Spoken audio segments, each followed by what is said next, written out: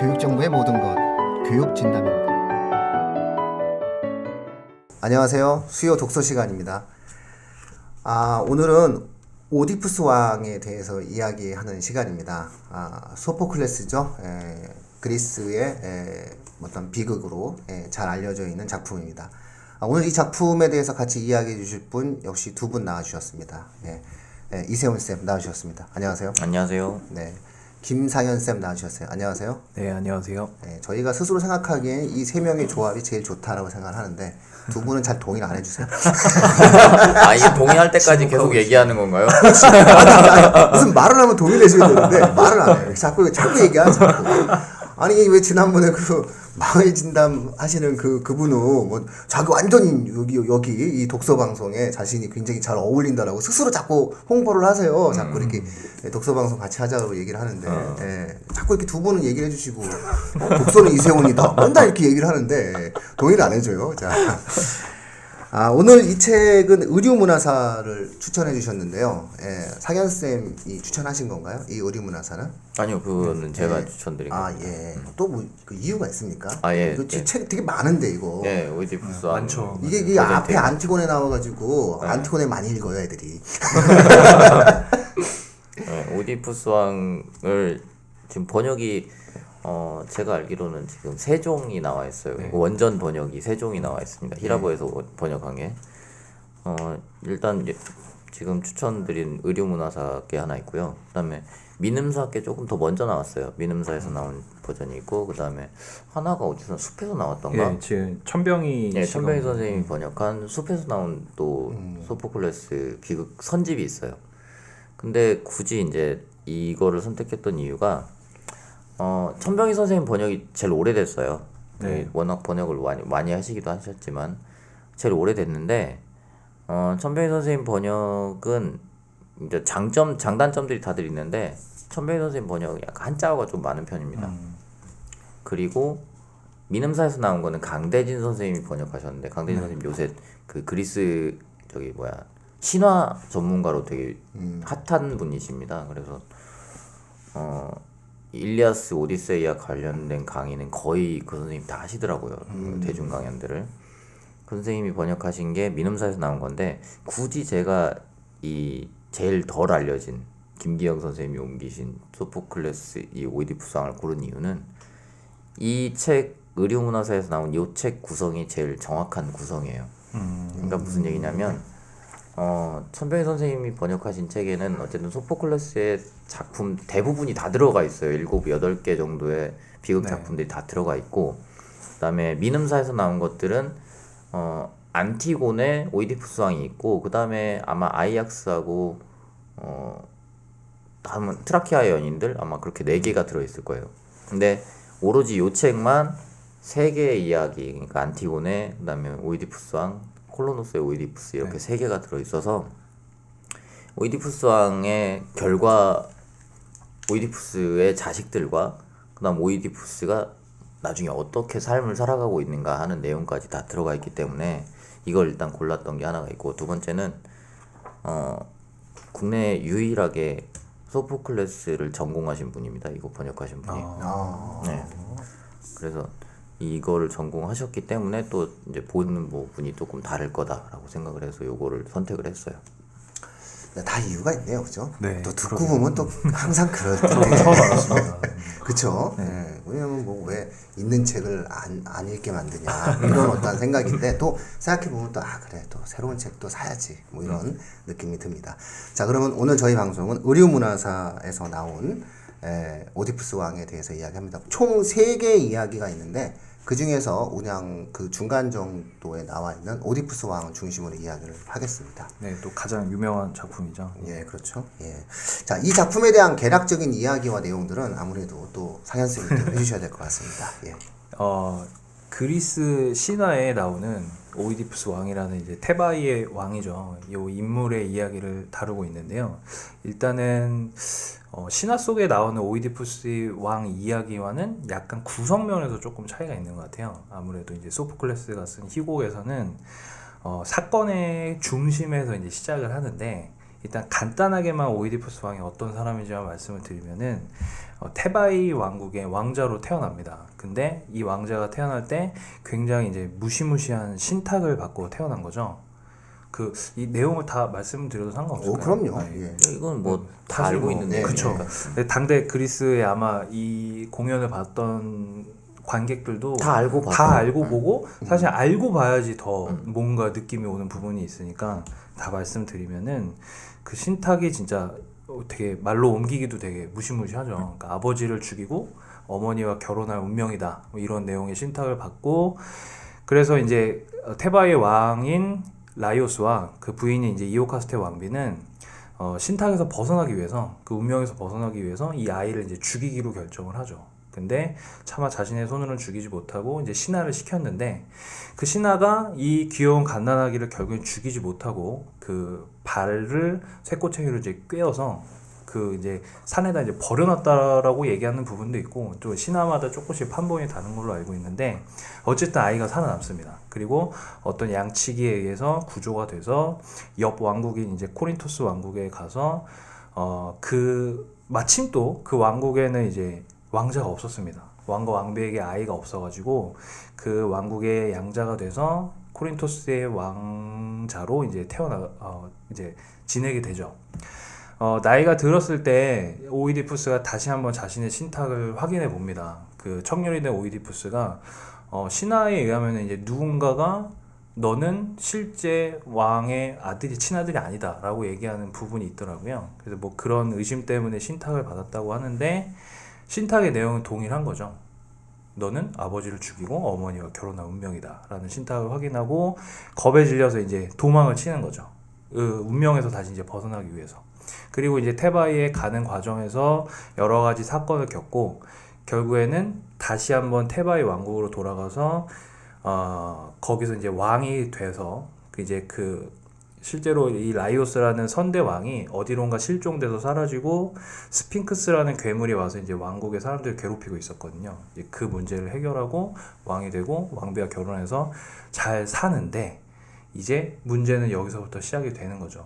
그 갑자기 이제 평온했던 테바이 왕국에 역병이 돌기 시작하고 이 역병을 도는 원인을 찾기 위해서 이제 오이디푸스가 이제 고군분투를 하고 있는데 그 과정에서 사실은 알고 싶지 않은 그 운명의 진실에 이제 다가가는 내용을 담고 있습니다. 간단하게 말씀드리면은 어떤 영웅적인 인물이었던 오이디푸스가 결국에는 자신의 운명 때문에 파멸해가는 이야기를 다루고 있는 희곡이라고 볼 수가 있겠습니다. 네, 아주 뭐 워낙 많은 알고 있는 이야기들이죠. 네. 예, 어찌 본다면은 뭐 그 굳이 비유를 하자면 한국의 막장 드라마의 2,500년 전 그리스 버전이죠. 근데 굉장히 좀 이렇게 품격이 좀 다른 것 같아요. 내용이 화끈하게 만들어졌다라고 볼 수 있는데. 요 부분들에 대해서 어떤 그 의미를 좀 부여하자면, 요걸 이제 비극이라고 얘기를 하지 않습니까? 네. 근데 학생들이 사실은 이걸 좀 책을 읽으면 되게 유명한 작품이고 좀 도전해보고 싶은 작품인데 이게 그 읽는 자체가 이제 이게 그 희곡체잖아요. 네. 그러다 보니까 이제 굉장히 학생들이 읽을 때에는 좀 부담을 가질 수가 있어요. 요 체 네네. 자체에 대해서는. 근데 요것을 어떠한 그 문학사적인 내용으로 봤을 때 어떤 유력한 어떤 비극에 대한 어떠한 내용들이잖아요. 요 점에 대해서도 또 사연쌤 좀 한번 이어서 쭉 한번 말씀을 좀 해주시죠. 그리스 비극이라는 형식이 일단은 아까도 말씀드렸지만 그리스 로마 신화에 나오는 어떤 인물의 이야기를 다루고 있는데요. 그러니까 비극이라는 것 자체가 일단은 뭐라고 할까요? 아리스토텔레스가 예전에 어떤 책에서 읽은 것 같은데, 그러니까 비극이란 무엇이냐라고 얘기했을 때 행복이 불행으로 전환되는 것이다. 뭐 이렇게 얘기했던 거 제가 읽은 기억이 나는데, 마찬가지로 이제 뭔가 입지전적인 인물이거나 굉장히 능력이 출중했던 인물이 이제 추락하는 이야기를 다루고 있는 거겠죠. 그리고 아까 말씀하셨다시피 이제 그리스 비극이 어떤 형식적인 측면 때문에 지금은 이제 조금 학생들이 읽기가 힘든데, 그러니까 형식적인 측면에서 보면은 도드라지는 게 이제 두 부분이 있는데, 그러니까 우리에게 되게 익숙한 희곡이죠. 연극에서는 사실 이제 인물들이 나와서 대화를 나누잖아요. 그러니까 뭐 오이디푸스와 이오카스테라는 인물이 있다고 하면은 두 명이 이제 대화를 주고받는 부분이 있고, 특이한 점은 이제 여기서는 이제 코러스라는 부분이 이제 나오게 되거든요. 근데 요 부분 때문에 사실 학생들이 되게 많이 좀 어려워하는 것 같아요. 그러니까 코러스가 뭐 짧게 이제 한두 마디 하는 것도 아니고 등장해서 굉장히 많은 또 이제 굉장히 비유적이고 시적인 말들을 막 남기는데 그게 아무래도 지금 우리에게는 익숙하지 않은 표현들이라거나 그리스 로마 신화의 그리스 신화죠. 그리스 신화의 배경 지식이 없으면 조금 이해하기 힘든 부분이 있어서 근데 저는 그게 기본적으로는 약간 그러니까 뮤지컬을 생각하면 된다고 얘기를 하거든요. 그러니까 인물들이 대화를 하고 갑자기 이제 누군가 노래를 시작을 하는 거죠. 근데 그 등장 인물들 대화의 당사자들만 노래를 하는 게 아니라 굉장히 많은 사람들이 나와서 이제 합창을 하는 부분. 그리고 합창을 할 때도 뭐 왼쪽에 있는 사람들이 노래를 하고 오른쪽에 있는 사람들이 이제 번갈아 가면서 노래를 하고. 근데 사실 뮤지컬을 볼 때도 그 노래가 나오는 부분이 내용을 진행하는 것도 있지만 뭐 지금 진행되는 내용이 뭐 어떤 건지 그런 그 배경되는 어떤 감정에 대해서 얘기를 한다거나 과거에 있었던 뭐 일들에 대해서 정리를 하거나 뭐 미래에 대해서 뭐 판단을 하거나 뭐 이런 부분이 나오는데 약간 그런 식으로 접근을 하면은 되지 않을까. 그리고 사실 제 생각에는 코러스 부분이 이해가 안 되면은 안 읽어도 돼. 그냥 넘어가도 내용의 이해는 크게 문제가 없어요. 나중에 이제 조금 더 깊게 읽고 싶을 때 그때 코러스 부분을 이제 조금 주목하면 좋을 것 같다는 생각이 들어요. 네. 예, 이 책에 대해서 뭐 특별히 뭐 해석적인 부분에 있어서 뭐 세훈쌤 좀 좋은 이야기 들려주실 내용이 있으면 좀. 일단 이 그리스 비극들을 읽을 때는 이거를 텍스트로 접하면 약간 우리가 이해하기 힘든 부분들이 분명히 있어요. 그러니까 이거는 기본적으로 이 그리스 비극은 우리가 읽으라고 나온 작품이 아니고 보라고 나온 작품입니다. 그러니까 그 뭐지 그리스에서 이제 디오니소스 제전이라는 걸 하는데 디오니소스 그 시기가 되면 디오니소스 제전을 하면서 그 안에서 경연을 해요. 그러니까 연극 경연 대회가 있어요. 그럼 연극 경연 대회가 있으면 그 아테네에 네로라는 이 비극 작가들이 다들 나와서 작품을 하나씩 써가지고 이제 거기서 상연을 하는 거죠. 그 상연을 쭉 하면 거기서 등수를 뽑아서 1등, 2등, 3등 뽑아가지고 이제 상을 주는 이런 시스템이에요. 소포클레스가 제가 기억하기로는 아마 그 비극 경연 대회에서 가장 상을 많이 받았던 그 작가 중에 한 명이고요.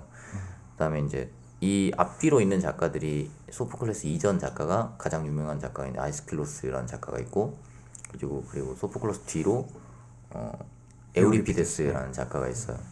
근데 사실 가장 우리가 재밌게 읽을 수 있는 비극들은 작품들은 에우리피데스의 작품이에요. 후대로 넘어갈수록 어쨌든 문학적인 어떤 완성도가 조금 더 높아지는 건 있는 것 같아요. 근데 놀랍게도 이렇게 나중에 후대 약간 이거보단 후대죠. 아리스토텔레스가 자기의 시학에서 가장 비극적인 작품이 어떤 작품이냐라고 따질 때 이 오이디푸스 왕을 가지고 전반적인 비극에 대한 이상적인 내용들을 설명을 하고 있단 말이죠. 그러니까 이 오이디푸스 왕이라는 게 결국 담고 있는 그러니까 굉장히 잘 그러니까 변화시켜서 이렇게 많이 설명을 잘 해놓는 작품이기도 한데 아까 이제 상현쌤 말씀하시는 것처럼 우리가 내용을 다 알고 있는데도 그걸 읽을 수 있는 게 뭐냐라고 했을 때 아리스토텔레스도 그렇고 나중에 이제 후대에 가서 호라티우스 같은 시인들도 다 얘기를 하는데 우리가 소재를 알고 있다고 해서 그 내용이 새롭게 다가오지 않는 건 아니다. 거기서 중요한 것들이 이제 플롯을 어떻게 이렇게 만들어 놓는가 그런 것들이 이제 작동을 한다고 보고 있어서 이 오이디푸스 왕이라는 것이 사실은 이거를 그냥 아무 생각 없이 쭉 따라가면 어떻게 생각하면 되게 밋밋한 작품일 수도 있다는 생각은 있어요. 근데 이게 가장 처음에 읽기 시작할 때 인간은 어떤 한계를 갖고 있는가 그리고 인간한테 운명이라는 건 어떤 건가 이런 거를 이제 염두에 두고서 책을 읽기 시작하면 그러니까 그게 별거 아니라고 나한테는 뭐 나는 운명 별로 생각해 본 적 없어 인간의 한계도 생각해 본 적 없어 라고 하더라도 읽거나 그런 걸 한번 듣고 읽어 나가게 되면 그냥 그거 없이 읽는 것보다는 훨씬 더 무겁게 이 작품이 다가올 수 있을 거라고 생각하고 있어요. 예, 그 시학에서 얘기한 내용의 키워드가 동정과 연민이죠. 예, 그렇게 저는 알고 있는데, 그냥 동정과 연민을 통한 뭐 행동의 모방이다 이렇게 표현을 해서 저는 그렇게 이해하고 있거든요. 그래서 기본적으로 사람들이 이제 읽으면 두려움, 그렇죠. 그러니까 동정과 두려움, 연민 이제 이런 어떤 단어들의 키워드를 갖고 설명을 하는 것 같아요. 아닙니까?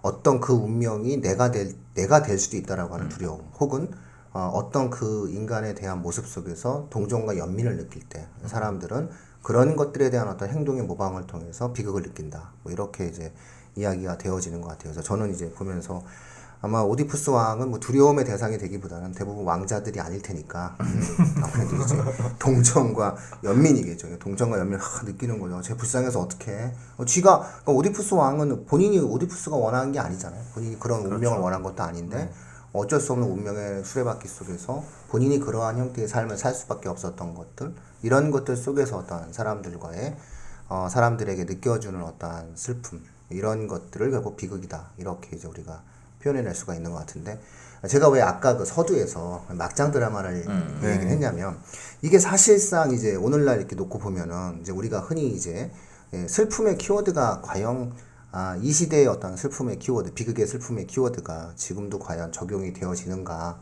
이런 것들에 대해서는 좀 한 번 더 깊은 고민을 한번 할 수 있는 기회가 있었으면 좋겠다. 전문가들과 함께 이제 이런 어떤 생각들이 좀 저는 들었거든요.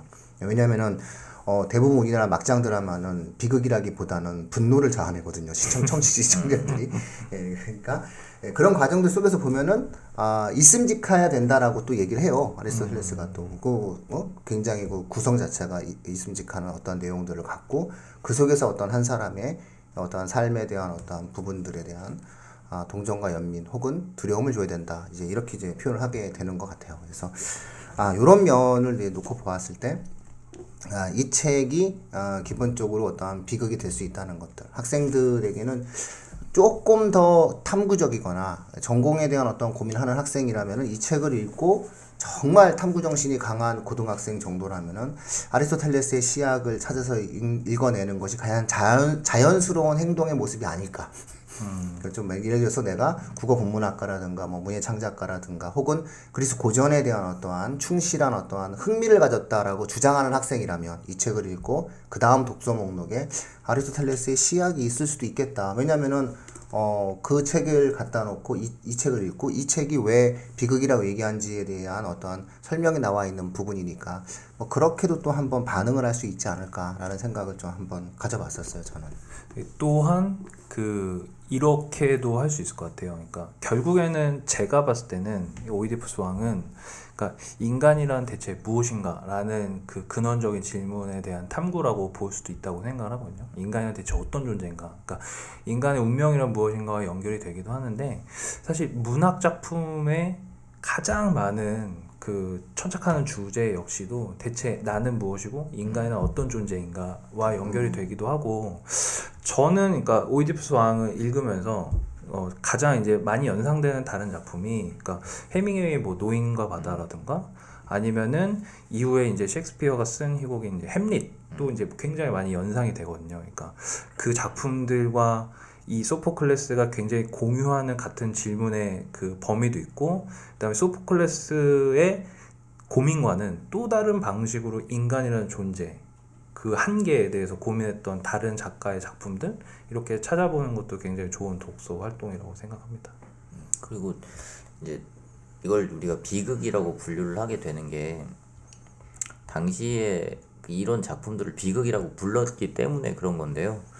이게 비극이 우리가 생각할 때는 비극, 그러니까 뭔가 슬픈 이야기가 나와야 될 것 같은 그런 느낌이잖아요. 그래서 이제 이걸 비극이라고 부르는 것 때문에 그걸 설명하기가 되게 힘들어져요. 그러니까 안 슬픈 비극이 되게 많아요.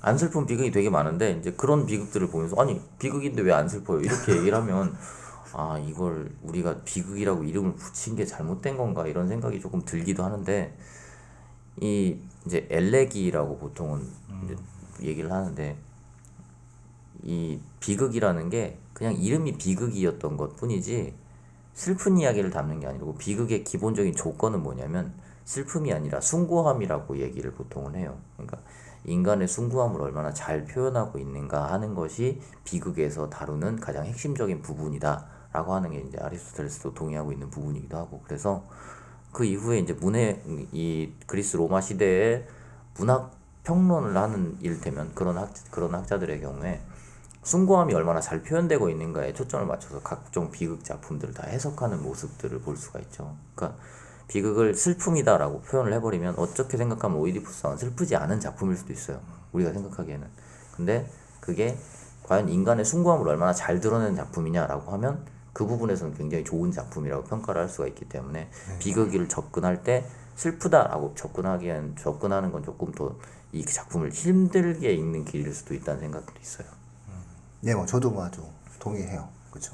예, 슬프지 않아요. 그러니까 결과가 참혹할 뿐 예, 슬프지 않죠. 그러니까 그래서 이제 저는 적절한 단어가 아까부터 계속 얘기했지만 동정과 두려움이라는 키워드가 결국은 가장 잘 적절하게. 근데 그 과정에서 사실은 오디푸스 같은 경우에는 신탁을 받고 운명이 그렇게 점지되어 있음에도 불구하고 그것을 받아들이고 반응하는 모습 자체가 인간이 보여줄 수 있는 당당함과 담담함을 표현해내고 있거든요. 자신의 눈을 스스로 거의 막 찌르잖아요. 이제 어쨌든 그런 과정들 속에서 어쨌든 그렇게 자신에게 주어진 삶에 대한 어떤 모습들이 이제 받아들여진다. 뭐 요런 정도에서 뭐 숭고함이다라고 이야기할 수 있는 거고, 또 사실은 그 왕비가 그 오디푸스와 오디푸스의 엄마죠. 엄마이자 이제 부인이죠. 이오카스테가 결국은 스스로 또 목숨을 끊잖아요. 네. 그러니까 그런 어떤 모습들을 놓고 봤을 때는 결국 내가 이런 운명을 거슬리려고 했으나 결국은 내가 이런 운명 속에 산다라고 이야기했을 때 뭐 그런 어떤 과정들 속에서 보여주는 거죠. 인간이 던질 수 있는 가장 최고의 어떠한 것들, 가장 소중한 것인 생명이다라고 하는 부분들에 대해서 이제 던지는 모습이니까 그런 것을 또 어찌 표현한다라고 얘기했을 때 뭐 하나의 어떤 숭고함이다라고도 우리가 볼 수가 있겠죠. 저는 뭐 그냥 힘들었어요. 일단 뭐 좋아하는 형식의 작품은 아니에요. 제가 뭐, 이런 형식의 작품을 좋아하는 사람들이 많지는 않죠. 그러니까 저는 뭐 솔직히 말을 하면 뭐 옛날에도 뭐 제가 이런 유의 책을 뭐 즐겨 읽은 건 솔직히 아니에요. 희곡을 즐겨서 읽는 학생들이 그렇게 많지 않아요. 그런 사람들 자체가 그렇게 많지는 않아요. 근데 제가 이거를 이제 이 오이디푸스 왕을 최근에 접할 기회가 있었는데 이제 경기 외고에 다니는 학생 한 명이 저한테 물어본 적이 있어요. 이거를 물어보면서 자기가 이거 관련해서 이제 뭐 논문을 하나 준비 중인데 소논문을 쓸 건데 그 내용에서 이 작품 굳이 소포클레스가 테바이라는 곳에서 이런 이런 일들이 일어나게 만들어 놓은 이유가 혹시 아테네와 테바이가 서로 경쟁하는 도시였기 때문에 그런 거 아니냐, 이런 얘기들을 이제 저한테 물어본 적이 있었거든요. 근데 생각해 본 적도 없었고 뭐 테바이가 아테네하고 정확히 어떤 관계인지도 모르는 상태로 막 이렇게 뭐야 막 이러면서 찾아봤었는데 테바이가 어쨌든 아테네하고 경쟁하고 있었던 관계는 맞더라고요. 근데 그 그리스 신화의 굉장히 많은 부분들이 아테네에서 출발하는 게 아니고 테바이에서 출발하는 경우들이 생각보다 많이 있어요. 또 이상하게 그 테바이라는 도시 자체가 신화하고 얽혀 있는 부분들이 많이 있어서 그것도 아테네가 굳이 여기다가 아테네에 살던 사람들이 여기다 설정을 해놓은 건가, 이런 생각도 조금 잠깐 들긴 했는데, 물론 아마 고증을 해보면 그건 아닐 거라는 생각은 있는데요. 그런 것들을 찾아보는 것도 사실 재미 중에 하나긴 해요. 그러니까 역사적으로 어쨌든 소포클레스도 포니 전쟁에 참가했던 사람이고, 그러니까 그런 전쟁을 통해서 이 사람이 배웠던 것 혹은 뭔가 느꼈던 것들이 이 작품 안에도 반영이 돼 있을 것이다 라고 한다면 뭐 그런 식의 의문을 제기하는 것도 뭐 나쁘진 않다고 생각합니다. 뭐 그런 것들에 대한 관심을 가질 거면 향가를 연구하는 게 차라리 좀 부러웠어요. 2500년 전 작품이 나름 소실되지 않고 지금까지 전달되어졌다라고 하는 것, 그런 어떤 하나의 이야기고 하나의 이야기는 컨텐츠고 하나의 세계관이 형성되어지는 거잖아요. 그런 부분들인 거고요. 결국 뭐 이 책에서 만약에 굳이 그런 것을 찾는다면은 검증할 수 없는 역사적인 부분보다는 늘 서양 고전에서 나오는 약속에 대한 그들의 배경, 정신적 배경, 결국 그 약속에 대한 어떠한 배경이 법으로 체화되어지고 그것이 어떠한 한 사람에 있어서의 권한과 책임으로 만들어지는 이런 어떠한 정신적인 어떠한 부분들을 탐구하는 게 훨씬 더 근거를 찾기에는 좀 쉽지 않을까 그런 어떤 생각이 들고 저는 이제 계속 읽어보면서 느끼는 건데 그 작품들 그러니까 어떤 서양 고전의 작품 베니스의 상인도 마찬가지고 이 각각의 작품들을 읽을 때마다 느끼는 것은 이 사람들은 정말 약속이라는 개념 개인과 개인의 개념이라고 하는 이런 개인과 개인이 진행하는 약속이라는 개념에 대해서 굉장히 그 신중하고 성스럽게 생각을 했구나 뭐 이런 어떠한 생각들을 군데군데 안 가질 수가 없어요. 그러니까는 뭐 본인의 말에 대한 부분들 그리고 그렇죠. 2500년 전인데도 불구하고 결국은 이제 왕 앞에서 권력자 앞에서 맞는 말을 해야 되는 네가 맞냐 내가 맞냐를 권력자 앞에서 이제 이야기하는 상황이라고 놓고 봤을 때 정말 그리스가 토론의 문화가 정말 발달할 수밖에 없는 나라였구나. 그리고 토론이라고 하는 것이 결국은 평등하고 수평적인 인간관계를 전제로 하는 결국 거기서 민주주의가 발전할 수밖에 없는 요소구나라는 것들을 그냥 책을 읽으면서 그냥 본능적으로 알게 되더라고요. 그래서 그런 어떠한 간접적인 형태의 배경들은 좀 알 수 있는 책들이겠죠. 근데 저는 이제 그 분야가 뭐 제가 잘 이해하기 때문에 저는 이제 그게 이제 들어온 건데 결국 이제 이 부분들에 대해서 문학사적인 가치, 이 책의 작품을 얘기한다면 어찌 본다면 이제 문학이고 비극이고 이런 것들에 대한 이해들이 좀 높아져야 되는데 그렇게 됐을 때는 뭐 관련된 형태였던 다양한 형태의 문학 작품들을 찾아서 읽는 그런 학생들이 조금은 낫지 않을까라는 생각이 좀 들었어요. 그래서 이거 기왕에 어렵게 이 책을 읽었으면 저는 관련된 책을 한 권 더 찾아서 읽는 것이 더 낫지 않느냐라는 생각을 좀 한번 가져봐요. 그죠? 예. 상현쌤은 만약에 이제 이 책을 좀 읽고 만약에 또 다른 책을 이제 읽는다면은 관련된 형태의 책을 읽는다면 아리스토텔레스의 시학 말고 그러면 중학생들에게 만약에 추천한다면 아까도 말씀드렸지만 그러니까 사실 저는 주제적인 측면에서는 이제 해밍웨이의 노인과 바다랑 굉장히 유사하다고 생각하거든요. 그러니까 그 절대로 운명 앞에서 그러니까 정해진 운명이 나를 파멸시킬지라도 나는 절대로 굴복하지 않겠다라는 어떤 자세. 그러니까 노인과 바다에서도 거기 이제 어부 노인이 결국에는 자기가 잡은 이 생선 참치인가요? 뭐였죠? 예, 뭐 참치였던 것 같아요. 예, 다랑어예요. 거대한 다랑어, 그 예. 다랑어 같은 것을 상어가 좋아하는 거니까. 상어한테 다 뺏길 수 없다는 거를 알면서도 굳이 거기서 맞서 싸우잖아요. 그러니까 어떻게 보면은 그러니까 정해진 운명이 나를 파멸시킬지도 몰라도 그 정해진 운명 안에서 끝까지 발버둥 치는 게 어떤 삶의 의미다라고 보는 측면에서는 굉장히 이제 유사한 측면이 있다고 생각을 하고 예. 뭐 노인과 바다 아니면은 뭐 다른 희곡 작품을 읽어보는 것도 전 나쁘지 않다고 생각하고요.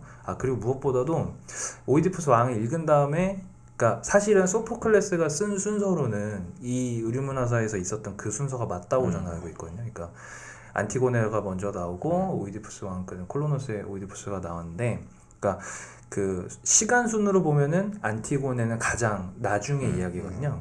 근데 결국 안티고네는 이제 오이디푸스 왕의 딸인 안티고네가 그러니까 오이디푸스도 죽고 그 왕자를 차지했던 쌍둥이 두 아들도 죽고 그리고 이제 그 아들의 장례를 치르는 문제로 이제 오이디푸스의 딸인 안티고네와 삼촌이자 처남인가요? 크레온과 이제 천이야 천함. 대립되는 이야기를 다루고 있는데 안티고네를 읽어보는 것도 저는 굉장히 좋다고 생각해요. 안티고네는 다른 의미에서 뭔가 숭고함을 전해주기도 하고 게다가 이제 굉장히 좀 드물게 여성이 전면으로 나오는 이제 그리스 비극으로 알고 있거든요. 안티고네도 재밌는데 학생들은 그렇게까지 재밌진 않을 거예요.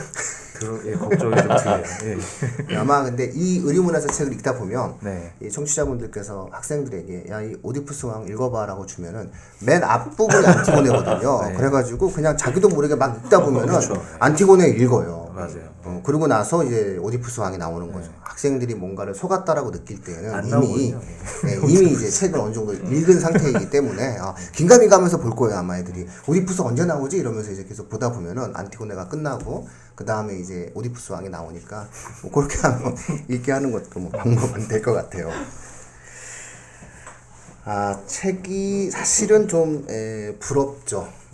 저는 사실은 굉장히 부러웠어요. 그래서 서양 철학 혹은 서양의 정신문화라고 하는 것들이 그러니까 유산이 이어져 내려온다는 게 그것이 결국은 살아있는 거다라는 느낌이 들거든요. 그래서 어찌 본다면은 이제 우리나라도 이제 역사를 갖다 놓고 이야기할 때에는 우리나라 전체 역사 중에서 조선 왕조에 대한 이야기를 되게 많이 하거든요, 사람들이. 왜 그러냐면 기록이 되게 많이 남아 있어서 그래요. 승정원 일기나 조선 왕조 실록이 남아 있기 때문에 이제 그런 부분들이 만들어지게 되는 건데, 사실 우리 역사 속에서도 엄청나게 다양한 이야기들, 다양한 어떤 컨텐츠로 삼을 수 있을 만한 내용들이 많았을 텐데 전해지는 것이 없다라고 하는 것들, 그것이 주는 어떠한 아쉬움을 또 이런 것을 통해서도 한 번은 생각을 해볼 수가 있는 거고, 인류 문명사에서 좀 그나마 다행이다라는 생각이 들어요.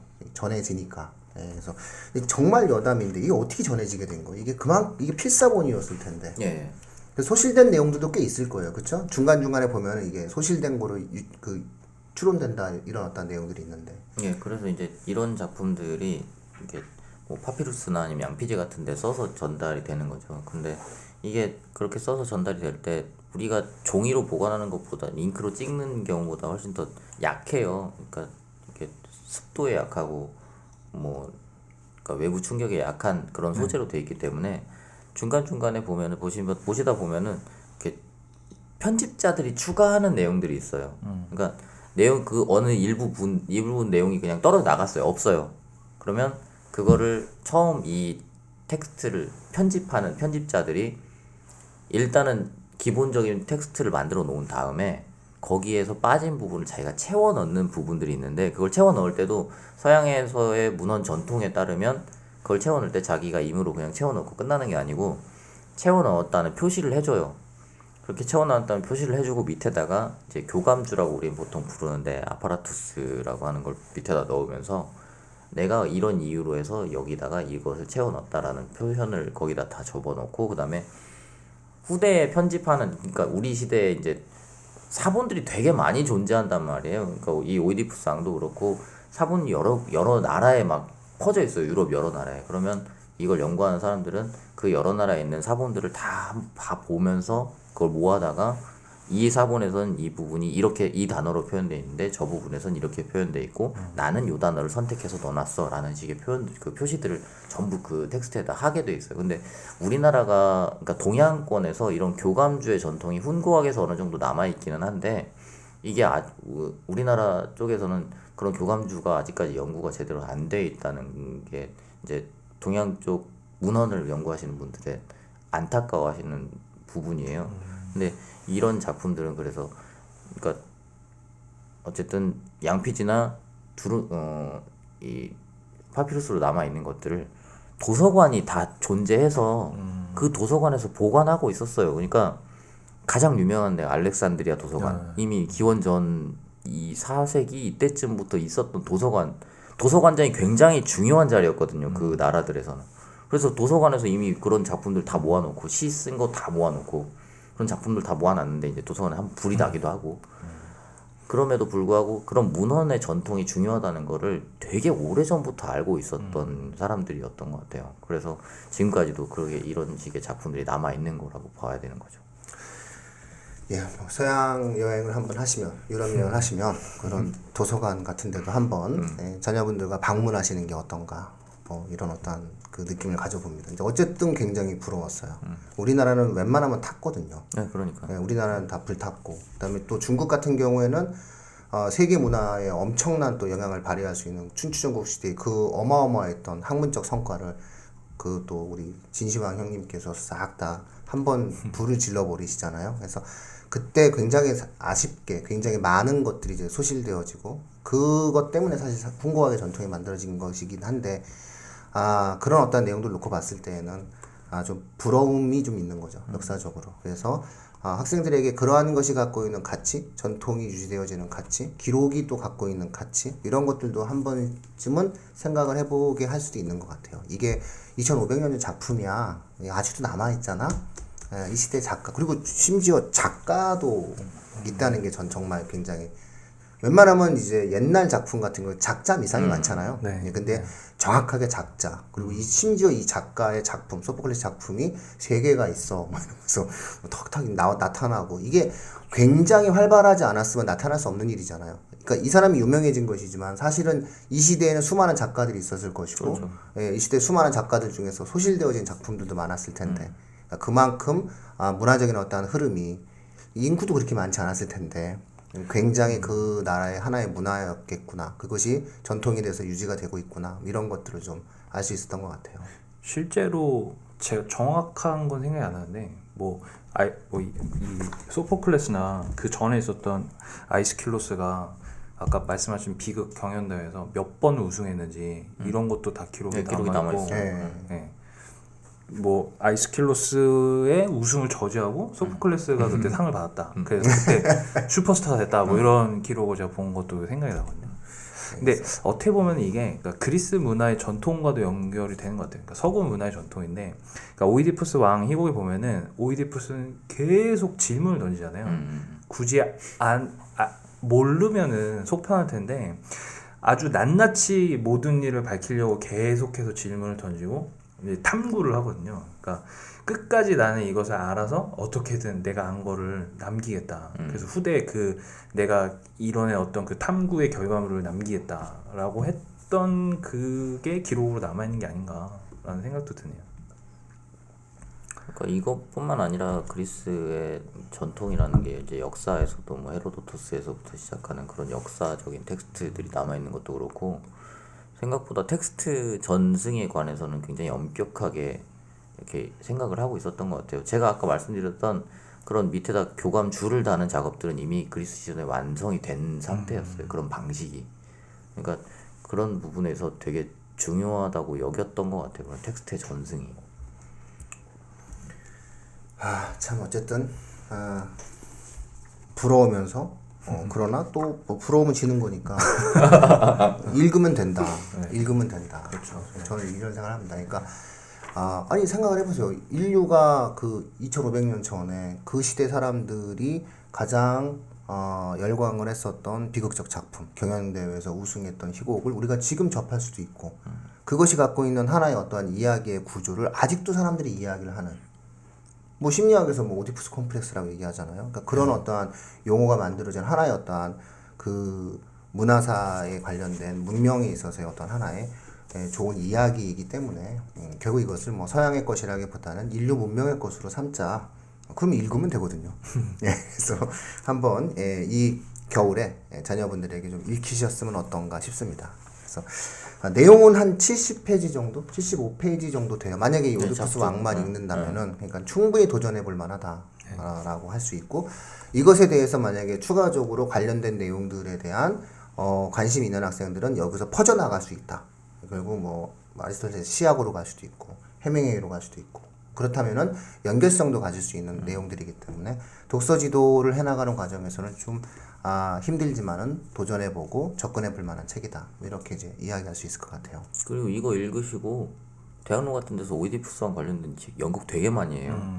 그런 거 보시면은 진짜 내용 알고 보는 거랑 그냥 보는 거랑 또 달라요. 그래서 그런 데서 연극 한 번씩 보시는 것도 저는 되게 좋다고 생각해요. 저 예전에 그 사람 나왔던 거 봤는데 그 친구 주인공 누구였죠? 유호성. 유호성이 주인공으로 나왔던 오이디푸스 왕을 본 적이 있거든요. 친구랑 같이. 그래서 저는 이걸 읽기 전에 너무 감동받아가지고. 성인들은 보겠죠. 애들은. 아니 너무 재밌었어 진짜. 재밌게. 그분이 또 연기를 좀 나름 하니까. 예. 그래서 그렇죠. 관련된 내용들에 대한 주요 컨텐츠가 되게 많아요. 그러니까 이걸 하나쯤 봐두면은 그만큼 이 인류 문명사에 소통을 할 수 있는 영역으로 들어온다는 거죠. 그러니까 즉 이 이야기를 안다라고 하는 것은 이 이야기와 관련돼서 파생된 수많은 맞아요. 형태의 문화 콘텐츠를 누릴 수 있는 뭔가의 어떠한 수준이 된다는 거잖아요. 그래서 그런 면에서 정말 도전을 해야 되는 책이 아니냐, 뭐 이런 어떤 말씀을 드릴 수 있을 것 같아요. 그리고 이제 출판사는 이제 의류문화사. 아니 다른 걸 읽으셔도 상관없어요. 그렇죠? 그러니까 천병희 선생님 번역도 굉장히 거의 천병희 선생님은 아이스킬로스, 소포클레스, 에우리피데스의 전 작품 다 번역해놨습니다. 네. 33편인가 아마 그럴 거예요. 그분 정말 대단하신 것 같아요. 계속 지난번부터 그 말씀을 하는데 진짜 웬만하면 어디 가서 보면 다 이분 이름이 있어요. 정말 이분 대단하신 것 같아요. 건강하신 것 같아요. 이분이 근데 젊으셨을 때 막 고문도 당하고 그러셔가지고 아. 동백님 사건의 피해자시거든요. 그러시네. 네, 그래서 이렇게 집에서 잘 안 나오세요. 그 부분이 있으시겠네요. 근데 어쨌든 그러면서 굉장히 많은 번역들을, 그러니까 지난번에도 말씀드렸지만 출판사 관계자가 찾아가면 그냥 하나씩 준다고 그러시던 번역해놓은 거 이렇게 하나 너 가져가 이렇게. 저도 한번 찾아가 봐야 되겠네요. 아, 그런 어떤 내용입니다. 자, 마무리 좀 하고, 오이디푸스 왕은 좀 마무리 지어줘야 될 것 같아요. 그러니까 저희가 방송하는 것이 이렇게 쭈뼛쭈뼛 방송을 하니, 그쵸? 그럼에도 불구하고 사실 이렇게 막상 도전을 해보면은 그리 어렵진 않아요. 도전을 해볼 만한 책, 그러니까 중학교 예비 3학년 정도가 아, 힘들었어요 라고 얘기를 하지, 아, 힘들어서 못 읽었어요 라고 얘기하지 않거든요. 그러니까는 그 정도 수준의 책이니까 고등학생이라면 좀 저는 거의 좀 읽어봐야 되지 않느냐. 그러니까 인문학적인 전공을 가지려는 고등학생이 이 책을 좀 안 읽는 건 좀 이해가 되지 않는다라는 정도로 그런 어떠한 느낌으로 좀 접근하시는 게 어떤가. 이런 어떠한 말씀을 좀 드려볼 수 있을 것 같아요. 자, 마지막 마무리 한번 우리 세훈쌤 해주시죠. 저는 사실 소포클레스의 작품을 학생들한테 권해줄 때 오이디푸스 왕보다는 안티고네를 많이 읽히는 편이에요. 왜냐면 안티고네는 얘기할 게 많거든요. 자연법과 뭐 대립 이런 거 막 실정법과의 대립 이런 거 막 얘기하면서 법 관련된 그렇죠. 사회학에 관심 있는 친구들도 읽을 만한 내용들이 많고, 그 다음에 이제 아이스킬로스의 오레스테이아 3부작이 있어요. 그러니까 민주주의의 전형을 보여주는 내용이 거기 들어가 있거든요. 그러니까 가부 투표를 했을 때 4대4가 나왔고 아테네가 한쪽을 투표를 해서 5대4가 돼서 아니 4대3이 나왔고 뭐 아테네가 투표를 해서 5대5가 나와서 동점이 됐으니까 그러면 가결된 걸로 합시다. 이런 식으로 나오는 그런 과정을 보여주는 작품들이 또 있어요. 그런 작품들을 보통 읽히는데 제가 오이디푸스왕을 이제 학생들한테 읽히는 경우는 조금 더 인문학적인 부분에서 관심을 갖고 있는 학생이 있다면 그런 학생들한테는 이 오이디푸스왕을 추천을 해주는 편이고, 오이디푸스왕을 읽었다 그러면 당연히 시학 부분은 한 번쯤은 접하고 넘어가는 게 당연한 수순이에요. 당연히 한 번쯤 읽으면 좋겠고, 그리고 이제 대학에 들어가면 고등학교 때까지는 뭐 읽을 수 없을 거라고 생각한 작품이 하나 있는데 대학에 들어가면 이제 니체의 비극의 탄생 같은 걸 한번 읽어보는 것도 좋겠다 이렇게 생각합니다. 좋겠죠.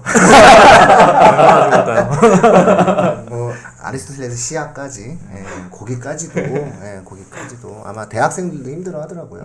대학생들도 다른 것 때문에 그 편입을 좀 꿈꾸는 학생이 있어서 국문과 편입을 꿈꾸는 학생이 있어서 제가 아리스토텔레스 시약은 읽었니라고 했더니 안 읽었다고 얘기해서 물고름이 쳐다보다 그럼 읽자 그렇게 했는데 그 학생도 좀 힘들어하는 걸 보면 대학생들도 힘들어해요. 그러니까 고등학생이 요즘에 워낙 공부를 많이 하는 애들이니까 좀 읽을 수 있지 않을까 이렇게 해서 좀 추천해 주셨던 것 같아요. 자, 우리 상현쌤도 또 한마디 해주시다. 사실 워낙 유명한 작품이고, 그러니까 그런 게 많잖아요. 고전이라고 하는 거는 이렇게 제목은 너무 많이 들었고 그래서 읽은 것만 같은데 사실은 그러니까 대충의 스토리만 알고 있고 정확한 내용은 내가 모르는 게 있는데, 사실 이제 뭐 어느 순간 되면은 아 이거 내가 읽어야 되지 않을까 이런 생각이 들면서 손이 잘 안 가거든요. 근데 한번 이런 기회에 책을 하나 딱 사서 책상에 앉아서 읽는 것도 굉장히 좋은 기회인 것 같고, 게다가 다른 훌륭한 작품도 사실 아까 말씀하신 것처럼 굉장히 많은데 소포클레스의 오이디푸스 왕이 가장 유명하기도 하거니와, 그러니까 굉장히 많은 분야에서 어떤 그 가장 베이스가 되는 어떤 소스로 활용이 되는 경우가 되게 많아요. 그러니까 문학적으로 봤을 때도, 그러니까 플롯이라는 게 어떤 거냐, 그리고 이 이야기를 구성을 했을 때 어떤 필연적인 요소를 배치하는 것이 어떤 거냐, 뭐 시나리오 작법이나 아니면 소설 작법, 뭐 기타 등등, 아니면은 뭐 이제 프로이트 해서 그 정신분석학이나 뭐 아니면은 다른 분야의 어떤 학문에까지 굉장히 많은 영향을 주니까 이거를 읽으면은 정말 굉장히 많은 것들의 공통 분모를 가지고 뻗어 나갈 수 있는 계기가 될 것 같아요. 예, 청취자분들 잘 들으셨죠? 예, 그 유홍준 교수님이 나의 문화유산 답사기에서 이런 말을 하셨어요. 그 아는 만큼 느낄 수 있다. 예, 이런 말씀을 하셨거든요. 사실은 이제 오디푸스 왕을 읽어야 되는 이유 중에 하나가 아는 것이 많아지는 만큼 누릴 수 있는 요소가 너무나 많아진다는 거죠. 70페이지 정도의 책을 읽으시면 서양 고전에 상당한 영향을 미치고 있는 다양한 형태의 이야기들을 아는 거고, 이걸 배경으로 만들어진 무수히 많은 다른 서양의 문명과 문학과 형태의 작품들에 대한 이해의 폭이 넓어진다는 거죠. 그러니까 사실상 우리가 흔히 적은 시간을 들여서 가장 많은 효과를 볼 수 있는 독서를 원하신다면 이 책을 읽으신다면 생각 외로 굉장히 많은 것들을 이해하고 좀 접해볼 수 있지 않을까 뭐 이런 생각을 좀 가져보게 되었습니다. 오늘 수요 독서는 조금 힘든 작품인 것답게 힘든 어떤 방송이 되었던 것 같습니다. 다들 표정이 힘드세요 지금 토요일이라. 뭐 힘들 거 없는데 저는 이 사실은 소포클레스 작품도 그렇고 뭐 아이스킬로스나 에우리피데스 할 얘기 많이 있는데 너무 이게 얘기가 복잡한 얘기들이 막 들어가 있어가지고 다 풀 수가 없습니다. 그러니까 얘기를 하고 싶은데 얘기를 못해서 참는 게 힘들다. 지금 그 얘기를 한 거예요 제가. 그래서 상현 쌤은 비극에 대해 한참을 얘기하고 싶은데 참고, 그 다음에 다른 작품 얘기하고 싶은데 참고 뭐 이런 게 눈에 보이니까 제가 무슨 말을 좀 이렇게 하는 과정에서 더 얘기하면은 뭐 1, 2, 3부로 끊자 뭐 이렇게도 얘기하실 것 같아요. 그래서 어쨌든 저희가 가능하면 한 방송에서 한 권의 책을 이야기해야 되는데 오늘의 이 책은 굉장히 좀 나름 의미 있는 책이 아니었는가라고 생각이 듭니다. 겨울방학입니다. 청취자분들. 겨울방학의 첫 스타트를 끊는 책으로 저희가 그래서 오디푸스 왕을 선택을 했습니다. 그래서 많은 학생들에게 좀 읽히시고 그런 부분들 속에서 아이들에게 새로운 인류 문명의 한 조각을 잡게 해주시는 게 어떤가 이런 생각이 듭니다. 교육진담 오늘 수요 독서 마치도록 하겠습니다. 고맙습니다. 네, 감사합니다. 감사합니다. 감사합니다. 감사합니다. 감사합니다. 감사합니다.